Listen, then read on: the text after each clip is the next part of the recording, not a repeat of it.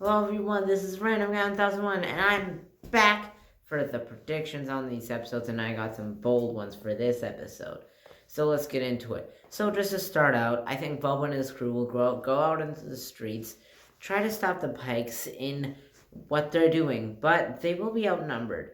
So I think the people of Freetown will heal Cobb Vanth, because he only got hit in the shoulder, which isn't necessarily fatal. So I think they'll be able to heal him. And now this definitely is their problem. Because their marshal almost got knocked out. So they're going to come and they're going to help. Now, I also think there's going to be a few big duels in this episode. So, first, I think the Pikes maybe would have brought in Bosk as some of their muscle, along with Cad Bane. And I think Chrysanthemum and Bosk could have a fight, considering how much Chrysanthemum hates Trandoshans, and Bosk is a Trandoshan. Another one I think we could see is Boba and Cad Bane. We were going to see this in the Clone Wars, but they ended up scrapping it, and I think we could see it here in this show. And now, a big one that might be a little out there, but I think, okay, behind the Pikes, I think could be Crimson Dawn, headed by Kira. Used to be headed by Maul, but obviously now he's dead. Now headed by Kira. And Kira was trained by Maul in Terras Kasi, which is just a sort of uh, fighting style. So she does have combat experience, and she's pretty good. And I think so. After Kenobi killed Maul in Rebels, we don't really know what happened to his lightsaber. We know it got cut in half. It's not the dual bladed, but I think now there's two blades, and maybe this was in some sort of book or comic. But as far as I know, we haven't found out what happened to those two blades. So maybe Kira somehow tracked tracked them down, and now she has those two blades, and her and Din Djarin could have a fight. The two lightsaber wielding people, and we could have like a cool lightsaber duel in this episode. Now, as we know, Din Djarin, he's not great with the dark saber, so I think Boba Fett could come in and save Din Djarin, and that, along with maybe beating Cad Bane in his duel, which is really hard to do, as we've seen, that could be really cool for Boba as a character, and a really great way to leave his character off in the shows. And maybe Boba could take Kira to his prison chambers for questioning, possibly, which could lead to season 2. Now, I think after the battle is won, Din Djarin will see Boba's leadership skills, right? And Boba will have saved him, and he'll think, okay, I'm not great with this dark saber, but I think Boba Fett would be a great ruler for Mandalore, and he would be a better person to have the dark saber. So I think Din is gonna give Boba the dark saber. Now, there's been rumors that Han Solo could be in this finale, um, but I didn't really include that in these predictions because I don't really see how it would fit into the story. But it doesn't seem too far fetched to me. But anyways, now let's get into the review.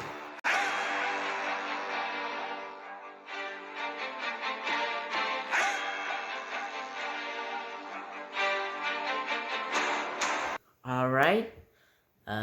So here for a review of the Book of Boba Fett, episode 7.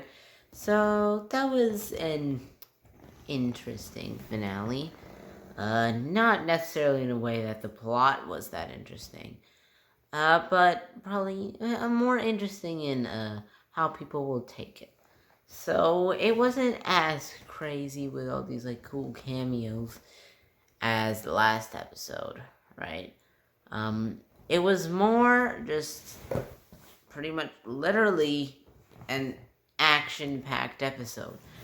They just pretty much put the whole war with the Pikes into one episode. And that's what they did, and I'm not necessarily too happy about that. A lot of these sequences with just fighting the Pikes or some of the Gotras of Tatooine it's not the type of thing that I'm super interested in. But some of the fights were pretty cool. I think that one with Boba and Mando, where they like flew up with their jetpacks, that was cool. I think just pretty much all of Din Djarin's action in this episode was pretty good. The particular scene that I really liked the most in this episode was that not the first scene between Boba and Cad Bane, which that was good too. And in that scene, we saw that okay, they're really going in a new direction with Boba Fett. He's not what he used to be, just a bounty hunter who just looks out for himself. He's now looking out for the town of Tatooine. Now, that's all well and good, but I think we should have seen a little bit more of why Boba is so fond of this town. Why he's like, these are my people, I'm staying with my people. I don't really understand why he cares so much about the people of Tatooine specifically. Tatooine is not like his home planet.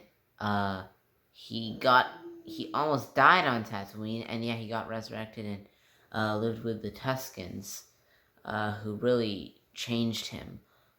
But other than that, there's nothing about Mos Espa that we can see that would make Boba be like, this is my town, I'm staying with them.